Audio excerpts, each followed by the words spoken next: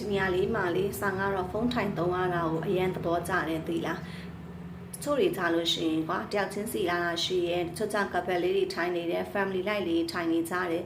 တယောက်နဲ့တယောက်ကကွာအဲ့လိုမျိုးနီးကပ်စွာထိုင်နေကြတော့ညာလဲပဲလေအရန်ကြီးလေးစုညံပြီးတော့လေပြောဆိုနေတာမျိုးမရှိတဲ့အတွက်တိတ်ဆိတ်တယ်ကိုကလည်းသူ့အတွက်နှောက်ယှက်မဖြစ်စေသလိုသူ့အတွက်လည်းကိုကနှောက်ယှက်မဖြစ်စေဘူးပေါ့နော်အဲ့လိုမျိုးလေးတွေဆိုတော့လေအရန်အဆင်ပြေရဲ့ဒီမှာသွားထိုင်ပြီးတော့လေဖုန်းသုံးရတာလေ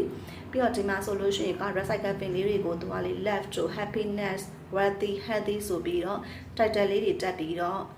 recycle လေးတွေကိုပြစ်ဖို့အတွက်ကိုလေပုံလေးတွေချပေးထားတယ်ဒါကလည်းသူ့ရဲ့ idea တစ်မျိုးဖြူစမ်းတာပဲเนาะ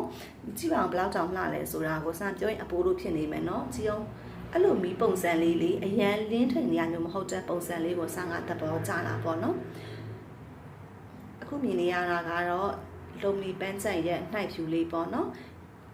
ဒီကနေဆိုလို့ရှိရင်စားတို့လေ Virus Sky Hotel ကြီးကိုလည်းမြင်ရတယ်အခုလဲနေတဲ့ဟာလေးကလေ Virus Sky Hotel ပြီးတော့ဒီဘက်မှာဆိုလို့ရှိရင်အခုဝုန်းဝင်းလေးလင်းနေတဲ့ပုံစံမျိုးလေးလေအဝါလေးကကြတော့